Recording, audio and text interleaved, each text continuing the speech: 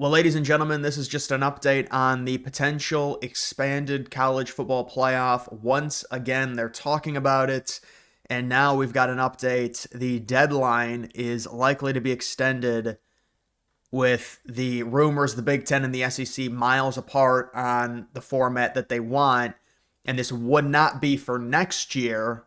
We need to reiterate that because you think, well, if they're extending the deadline, maybe they're possibly looking at expanding the playoff for next season. Based on this article, based on the intel, that is not what this is for. This is for the season after next season because of the way the TV contracts work. ESPN has to be notified about what the format is by a certain time. And so what I think, we will be keeping the 12-team playoff, which people now seemingly, I'm not going to say love, but it seems like more and more people like it. And I honestly do like the 12-team format better than the 4-team format. I think if we went back to the 4-team format, people would be very angry. Maybe there'd be a few traditionalists that would like going back to 4, but it's the 12-team format undoubtedly is making more games important, and it's not really devaluing games like Ohio State and Michigan because Ohio State's already in the playoff. They've already got a spot locked down, basically. That game is still extremely valuable because it's a rivalry. Alabama-Auburn is still extremely valuable, now even more so because Bama is playing for a playoff spot in Auburn. Their arch rival can knock them out. The 12-team format has been, I would say, overall a success. Even though last year you had some blowouts in round 1, you do still have the argument on the overall format. Should a group of 5 team be included considering it's only 12 teams versus maybe if they expand to 16 or 24? It makes it a lot easier to include a group of 5 team then. But this is getting, I'm not going to say rave reviews, but it seems like based off of the inventory, based off of the ratings, based off of everything, based off of players being forced to play in a lot of these postseason games because now they're meaningful, they're thinking, let's just keep expanding this, keep the gravy train going. And you've got the SEC saying they want to go to 16. You've got the Big Ten saying they want to go to 24. They're at some type of impasse, and it's to the point to where they have to extend the deadline. UNC conference commissioners are expecting to receive an extended deadline as they contemplate whether to expand the college football playoff in 2026 and beyond. ESPN agreed to extend the deadline to January 23rd, the Friday after the national championship game. The crux of the issue is that the Big Ten and the SEC are miles apart on future formats. According to a source, the Big Ten seeks multiple automatic qualifiers for its conference, while the SEC prefers more at-large spots. Yeah, I don't really understand that. I never understood this. Like, multiple auto qualifiers. If it's a 24-team playoff, having a certain amount of auto qualifiers is irrelevant. I don't see, like if you're the Big Ten and it's a 24-team playoff, you're probably going to get, 6 teams in, 7 teams in anyways? It needs to be auto quali. I'm always a fan of the at-large over the auto qualifiers. Now, you could say the only reason, like the functionality of a conference is to protect its teams. So that's why they're fighting for a certain amount of qualifiers. But like when you get to 24 teams, if that's what it's going to be, and I don't think that's what it's going to be. I think this will be the projection. I think they're going to stay at 12, and you can see there is growing confidence that the playoff will remain at 12 teams during the 2026-2027 season. So is that actually for 2 more seasons? So what is this? This is 2024-2025. No, this is 25-26. So 26-27 is next season. Yeah, so like I was saying, next season they're going to stay at 12 very likely. The extended deadline allows for more time to digest data and selection trends in the second year of the 12-team format, which could spark renewed discussions around 16 and 24-team brackets. So they want the data on what happens, the second time through the 12-team, because this is only the second year of the 12-team format. And so they want to see all the data, all the numbers, the ratings, what works, what doesn't work in terms of a potential expansion and whether that'll be a 16 or a 24-team expansion. But because of the way the deadline works, they're going to very likely stick with the 12-team format next year. So we'll have 3 years of the 12-team playoff. And then after next year, that's when, and we should know by January, late January, the year after this next year, are they going to potentially expand it? Originally, I had heard they were going to go to 14 teams, but I guess that's not happening. Now it seems like it's some type of argument between 16 and 24. And the 16 team, I've seen several different 16 team formats that include 2 buys for some of the top seeds, depending on what they do. or it's just a straight 1 through 16, just like a quadrant of a March Madness bracket where 1 faces 16, 2 faces 15, 3 faces 14, and so on. So, which people I'm sure are familiar with, and it would make some sense to do it like that. That's something like the SEC, depending on the format. Maybe they do want buys, because if you have 0 buys in the playoff, you're going to completely devalue the conference championship games.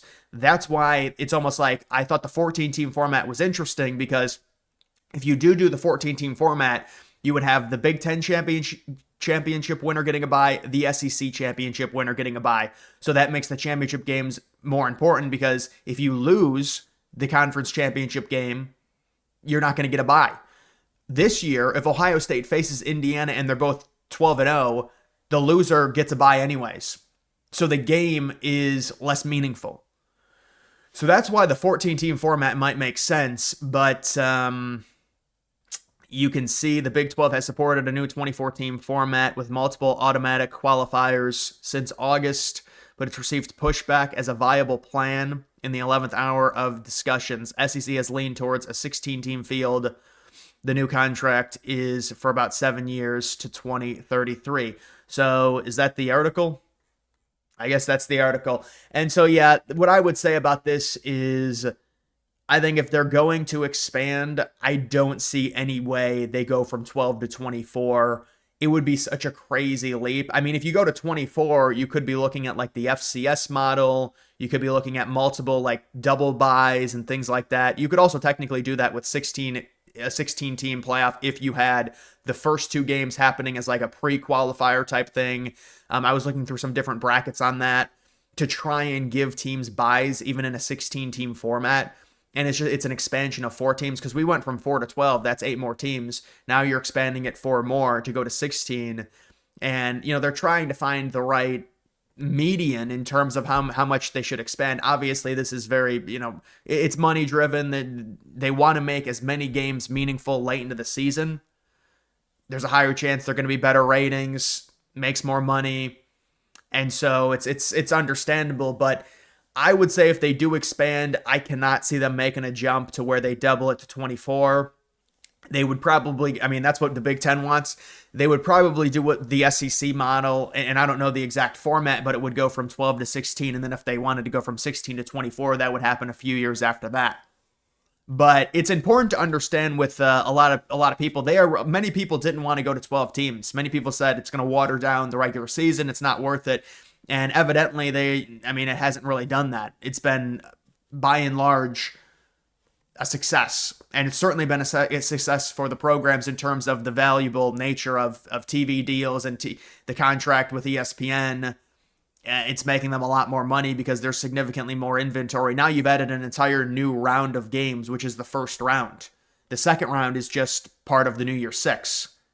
They could potentially add even more games on top of that.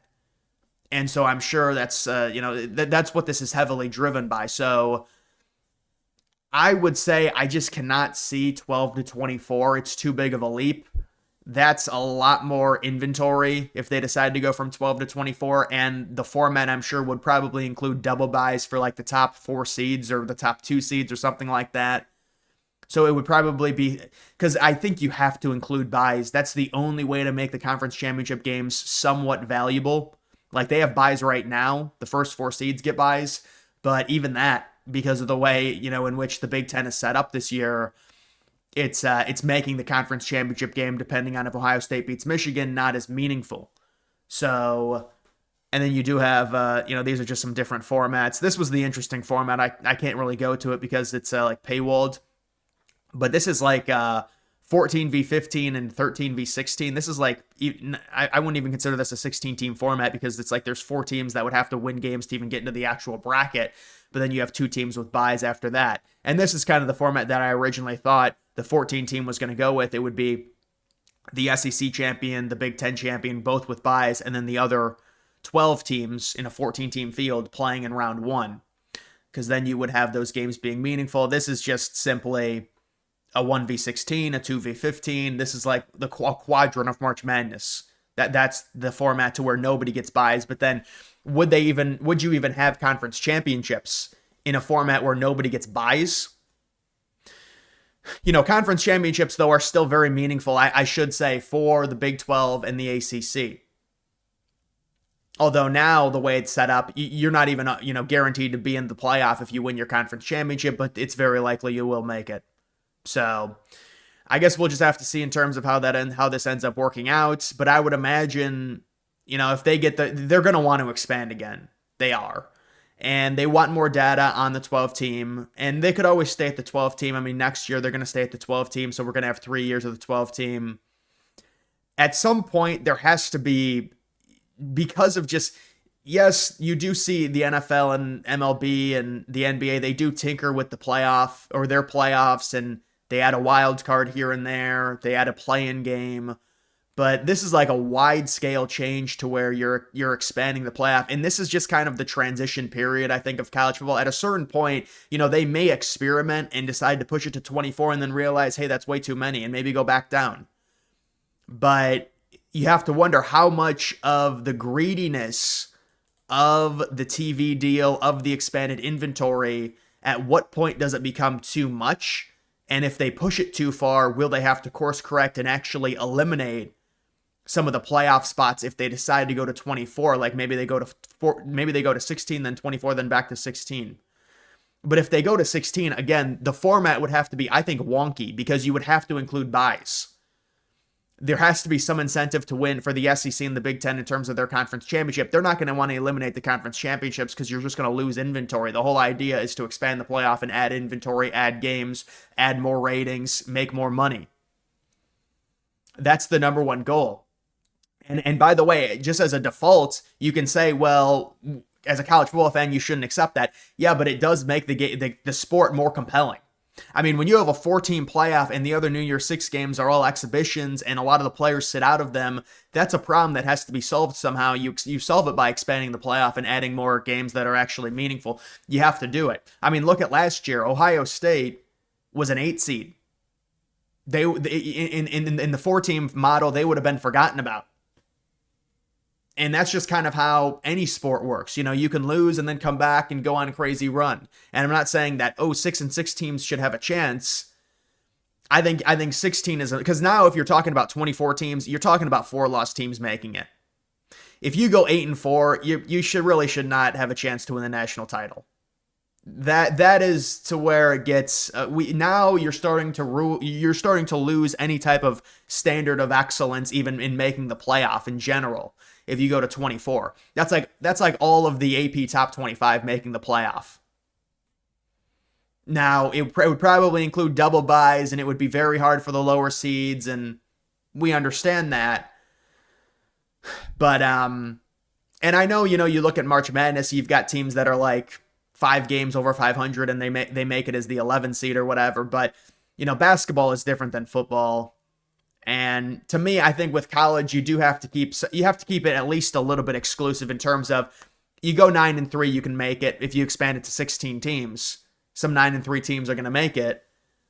But 8 and 4, that's where it gets a little bit dicey. I mean, but who knows? I mean, we see it in other sports where teams lose many games and they still make the playoffs. So I don't know. Either way, guys, it is going to do it for this video. Make sure you like the video down below. Also follow me on X. Link to that's always in the description.